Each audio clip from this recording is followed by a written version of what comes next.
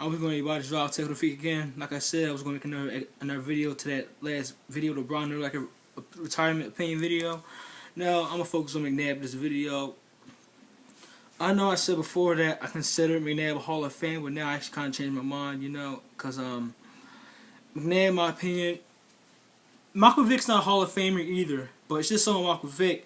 If you combine it from this, what I'm about to say, compare from Michael Vick to McNabb, then I think he'd be a Hall of Famer.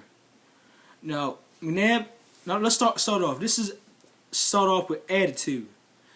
McNabb's attitude was always kind of clownish, like Andy Reid's. Always try to throw off the media. Didn't really want to answer questions, and that's fine.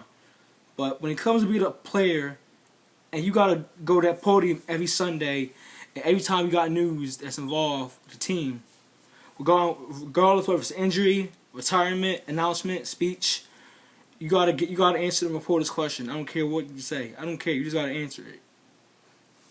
The thing with McNabb was always a bitch and never was straightforward with his answers. He was never straightforward with his answers. Michael Vick is straightforward with his answers. And that's what I wish McNabb always had. Now, when I say be straightforward with your answers and be honest how you feel, I'm not saying go on a radio station or step on a podium and say, fuck you, I don't feel like answering questions right now. I'm not saying do that. I'm saying all of Fame, you gotta be honest with it, be leadership with it, and you gotta be. I don't know if Michael Vick was vocal. I probably doubt it, but for me, if you want to be in the Hall of Fame, in my eyes, to be a Hall of Famer, you gotta be good. You gotta be good / talented. You gotta be a leader, and you gotta be vocal with it, like Brian Dawkins. I like people that's vocal and loud. You gotta be same thing as leader, but a commander. You gotta be a commander. You gotta know when to take control, lead the whole team, lead everybody, regardless of it's offense, defense, captain tag or no captain tag. You lead that team or not, you lead them. You let them know you're a leader. Take Peyton Manning for an example. When you think he goes to the locker room, do you think he gotta say, "I'm the captain, I'm the leader"? Do you think he goes in and asks that? He goes in there and expects you to know that. That's what Peyton Manning is as a player. And that's why, in my opinion, Peyton Manning is a first ballot Hall of Famer. McNabb was never vocal. He was never really serious with it. Did McNabb play great? Yes, he did play great. But I always thought this for a reason until now I figured it out on the radio. Because Brian Baldinger brought it up. I thought McNabb stopped scrambling around a lot after that injury because he was probably damaged, or I thought it was because he got too fat and gained weight, but that was never the problem either. Baldinger brought this up a week or two ago on the radio, saying that he thinks McNabb wanted to stay playing pocket because McNabb got sick of the criticism of black quarterbacks coming in the league and people saying, "Oh, look, here we go again." This is a black quarterback, none but an athlete. All you're gonna do is run around and throw. And use his legs as a way to succeed. I guess McNabb got tired of that and he wanted to change it up. I guess McNabb wanted to stay pocket, to put himself in the talk to Tom Brady, Peyton Manning, and a few others, and Brett Favre with pocket passes. Well, Brett Favre was pretty much a scrambler, but he was mostly a pocket passer most of the time. Because Brett Favre could run and gun it.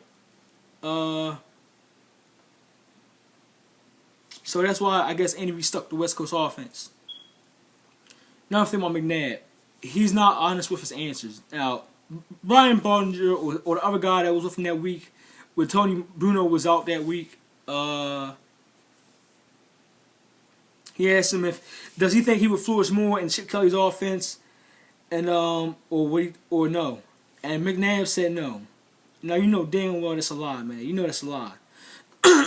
From the looks of it, if you're a pro and you're a veteran, take this like this. You're a veteran and you got speed. You used to have speed. You used to be athletic.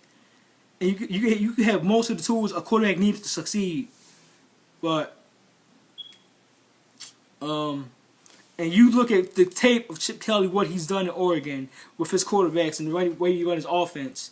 Do you really think you would not flourish in that offense or no? I think if I was McNabb, I would have said, Oh yes, I think I would have flourished in Chip Kelly's offense. Nothing against Andy Reid's offense, but I think I would flourish more because it has a lot more to what Chip Kelly's doing. Andy Reid's offense was always with Andy Reid, his team. Andy Reid was always messing around and never could adapt. That's Andy Reid's flaw. He could never adapt.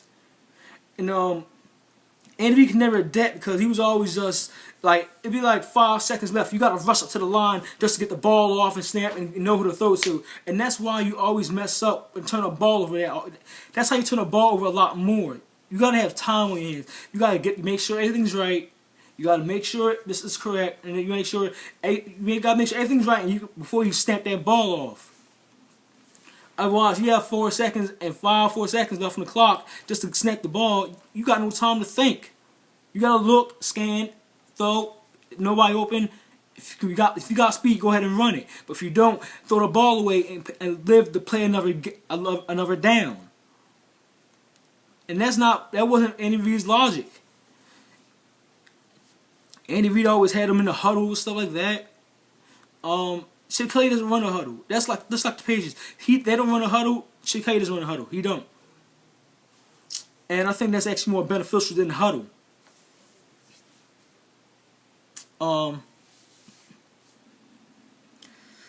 We had no huddle. You just rushing up. You throwing the defense off, and you're not giving them no time to rest. When you're in the huddle, you have time like, okay, what play do we run? What play are we going to do now? We're going to run the 42 Philly curl play, whatever. Okay, now we're going to run the Philly curl play. Now you sit in your huddle, and the defense right there standing back there like this, waiting for you to call your play, and then now they're waiting to get lined up. You give them time to rest, and they can rest, and they can recuperate.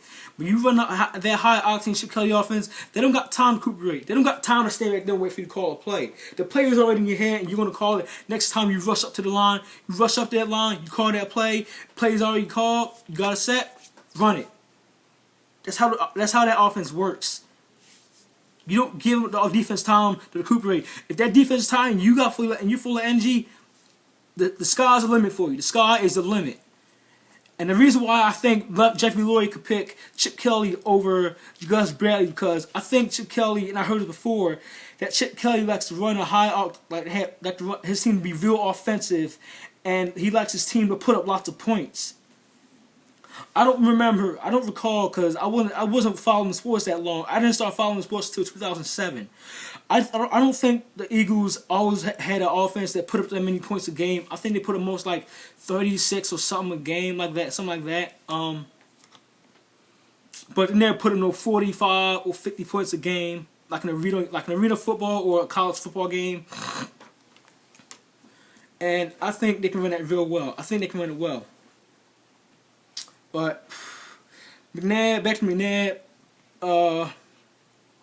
the guy's not straightforward. He's a clown. This guy comes to a playoff Dallas game playing the air guitar. I don't think he's no Hall of Fame. I don't think he's Hall of Fame. I think he's a team Hall of Famer for being the best Eagles quarterback in history. I think he's an Eagles Hall of Famer, but not a Hall of Famer that deserves to be in Canton, Ohio. McNabb, you were great. You were good for us. You were good. It wasn't all your fault, McNabb. I think it's mostly belongs to Andy Reid, because Andy Reid always had poor clock management, wasted timeouts, stupid flag throws on stuff that wasn't calling for, and stupid hirings. Not putting enough. I agree that McNabb never had enough talent around him, except for T.O. If McNabb had more talent around him with T.O., I definitely think they would have won that Super Bowl.